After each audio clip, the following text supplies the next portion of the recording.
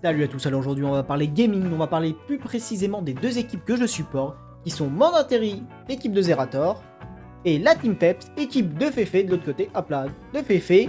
On va parler de la Team Peps sur Overwatch et de Mandatory sur Valorant, les deux jeux que je suis, même si Mandatory a fait une très belle perf sur la partie WoW, et que la Team Peps sur Marvel Rivals fait aussi des belles perfs et des belles choses, et on est toujours content de les voir réussir.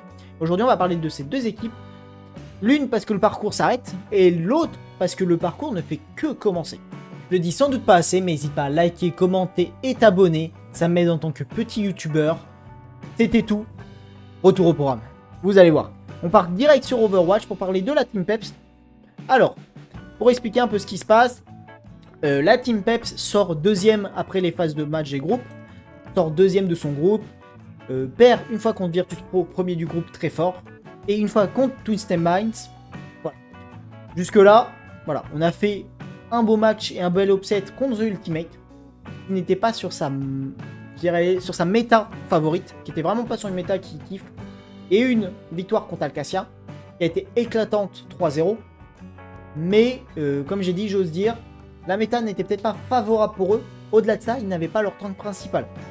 Et je peux vous promettre que pour avoir vu les matchs d'après, quand le nouveau temps, ou du moins le tank principal est arrivé, c'est clairement déjà pas la même équipe. Il y avait déjà un déclenchement de quelque chose qui s'était passé juste en changement de tank. Donc on les a gagnés 3-0, pas sûr qu'avec le nouveau tank on les aurait gagnés aussi énervés quoi. On aurait gagné 3-2 ou ça aurait été chaud, vraiment chaud. Voilà. La Team Pep, malheureusement, sort de... Du coup, la Team Pep sort de son groupe, deuxième. Donc, elle apparaît au site 2. Virtus Pro premier a le droit de pick son futur adversaire entre Alcatia et Genji et Alcatia. Genji, org coréenne, déplacée en Europe pour le partner programme. Du coup, évidemment, Virtus Pro voit que la méta, vu qu'elle vient de changer à cause des perks, est une méta sur Maoga Ana. Et que Genji, c'est vraiment pas leur fort. Déjà que la méta d'avance a été compliquée, la méta de maintenant, même s'ils ont eu 5 victoires, mais parce qu'ils jouent vraiment quelque chose d'atypique et que du coup les gens n'arrivaient pas forcément à s'adapter. Mais la méta, qui est celle actuelle, Maoga, c'est vraiment pas leur fort. C'est vraiment la galère. Du coup ils se disent on les pique. Pas en mode c'est free win, mais c'est quasi free win. Du coup, on hérite de Alcatia, sachant que Twisted Minds et The Ultimate sont directement all over, donc n'ont plus le droit à l'erreur. Virtus Pro gagne son match contre Genji sans gros problème particulier.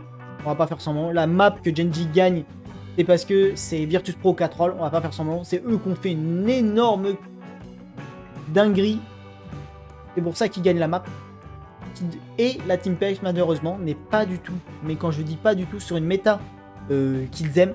Pas du tout une méta qui leur fait plaisir, qu'ils maîtrisent. Et je vais en parler juste après, vite fait pourquoi. Du coup, on a un match qui va se faire, qui n'est pas encore fait, Alcatia Virtus Pro, pourquoi pas. Genji tombe contre TM, perd, éclatant, boum, ça dégage.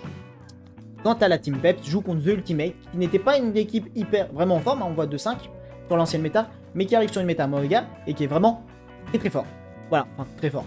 Et très fort, ou du moins, plus fort que la Team Peps, et il pourrait prétendre facilement à un top 4 sur la méta Maoga. Là où nous, on serait plus 6ème. Voire, vu que Genji est vraiment en dessous de nous et que celle-ci, on serait peut-être même 5ème, tu vois. Donc on tombe contre tous ces Minds, on perd 3-1, et la seule map qu'on gagne sur Route 66, c'est celle où on bloque Maoga, si je dis pas de bêtises, et on joue Diva, et on est vraiment très bon, parce que bah, on maîtrise mieux une comp Diva, on maîtrise mieux une comp hasard, on maîtrise mieux d'autres comptes, mais la comp Maoga, c'est vraiment pas notre truc. Malheureusement, on est éliminé. On finit 5-6ème du premier stage. Malheureusement, du coup, on ne va pas en Chine. Ce qui est dommage, c'était triste. On était sur une méta qui nous était pas favorable. C'est les choses qui arrivent. C'est déjà une très belle perf. Une équipe toute jeune. On n'a pas tant de joueurs que ça qui jouaient forcément ensemble à haut niveau. Donc, reste une équipe jeune. Peut permettre de faire encore des choses, et je pense que sur les prochaines méta qui vont arriver, que ce soit sur le stage 2, 3, et je me demande si je vous dis pas de bêtises, je me demande s'il n'y a pas un 4 aussi. Il n'y en a que 3 stages. Sur les 3 stages, on a le temps de se rattraper, de tomber sur d'autres méta qui nous sont plus favorables, sans forcément être sur la hasard, mais on peut peut-être tomber sur une une méta, somme toute, Ramatra par exemple, je sais que Heinz est vraiment bon dessus, une méta Ramatra qui nous skill plus et on n'arrive plus à, voilà, on arrive à faire quelque chose. Malheureusement on sort, avis personnel, ceux qui vont finir là, j'en ai aucune idée. Je pense que parmi les deux, il y aura Twisted Minds qui a l'air d'être revenu vraiment très fort, et Ben Bess, coach de Twisted Minds et français, nous a dit que voilà, à l'heure actuelle sur la méta en Europe, il y avait sans doute pas plus fort qu'eux.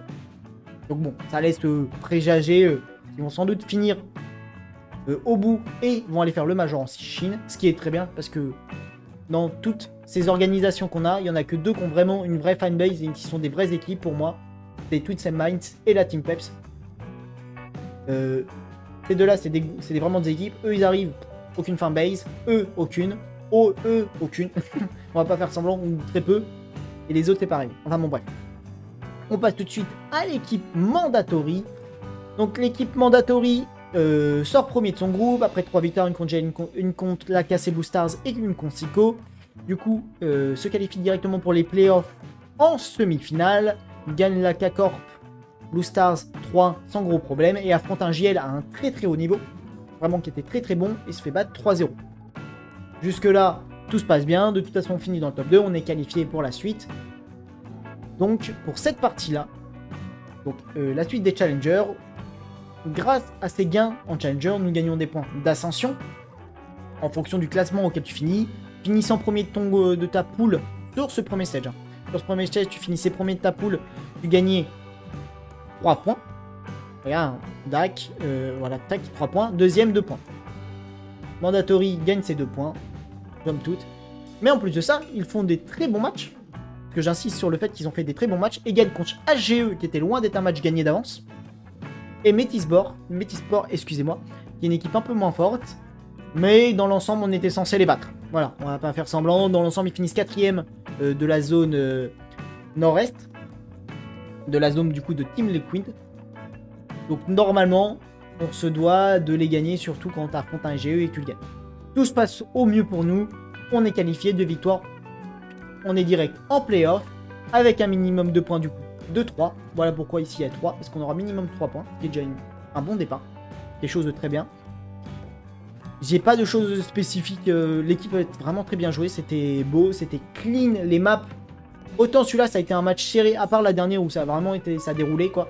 Autant les deux premières ça a vraiment été serré, ça aurait pu être 2-0 d'un côté comme de l'autre. Ça fait un somme toute très bien vu qu'on a gagné la dernière. Autant celui-là, les deux dernières, ça a été une déroulade, surtout la dernière. Vite fait, petite frayeur sur les 3 premières maps qu'on perd, et après, ça file droit. Et autant la première, on joue bien sur Lotus, mais à chaque fois, je vais dire sur un diffusing de spike, un petit détail, bah on perd des rounds, Même si en face, il y a un mec qui va rester en vie, et des petits rounds qu'on perd, qui grattent, et qui font que bah il gagne 13-10, voilà. On se ressaisit bien, on va sur Enven, la map que eux on pique. On les détruit parce qu'on arrive à bien comprendre leur jeu. Et sur Pearl, ils mettent les 3 premières et après ils touchent plus une seule fois la victoire en termes de map. On finit premier notre groupe, on est qualifié, on passe à la suite. Sur cette partie, il n'y a eu pas de pour le groupe B, pas de grande surprise, BBL finit première. Là, j'ai regardé tout à l'heure le match JL Eternal Fire, j'ai regardé un peu. Quoi qu'il se passe, normalement, et j'insiste, normalement, si j'ai bien compté, j'ai bien vérifié, normalement, quoi ce qui se passe, à part un upset de fou furieux de JL, et j'insiste sur un upset, ça veut dire, je crois que c'est en gros 2 victoires 13-0 de JL, donc 2-0 avec 13-0, 13-0, qui est en gros quasiment impossible, on va pas faire semblant. Le classement ne devrait pas bouger, Eternal devrait sortir premier, Gonex deuxième, Job Life troisième, étant donné que Eternal Fire n'a besoin que d'une seule map, et même imaginons qu'ils perdent 13 qui perdent lors de match, si les scores sont suffisamment serrés, il peut que Gonex ne passe pas. Mais bon, dans l'intérêt de Eternal Fire, tu gagnes ta map, tu peux perdre les deux autres, tu t'en fous de toute façon, à partir du moment où tu as gagné tes 2 maps, tu seras forcément en 3-2, et en plus 1, t'es qualifié. Et la surprise, parce que pour moi ça a été une surprise, certains me diront non, pour moi ça a été une surprise, c'est que Team Liquid Academy pour moi était premier de son groupe, aurait été premier de son groupe sans trop forcément peiner, il bat Dynasty quand même 2-0, voilà. s'étaient pas sentis voilà, dans le danger. Mais hier, j'ai pas vu leur match. Et ils perdent contre Focus. J'aurais pas pensé forcément ça. Après, faut pas se moquer de... Voilà. Focus quand même premier du groupe allemand. Donc quand même une bonne équipe, on va pas faire semblant. Perd contre la première du Nord-Ouest. J'aurais vraiment pensé qu'ils étaient au-dessus. Pour coup, non. Ce qui fait que dans l'opération, si Focus joue bien ce soir, même châtiment qu'Eternal Fire, même s'ils perdent, s'ils mettent leur map, ils sont qualifiés. Donc voilà. Littéralement, Twisted My Team Liquid n'a plus son destin entre ses mains. Mais bon, entre nous, ce qui nous intéresse, c'est MDR, qui sera du coup parmi les 4 là, sans doute avec Eternal Fire et BBL, donc les 2 équipes turques, très fort la Turquie.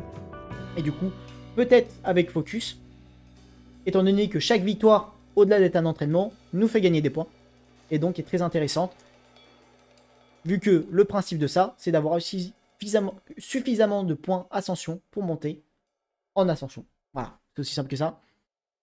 Donc voilà, c'était tout pour aujourd'hui, pour ces 2 équipes.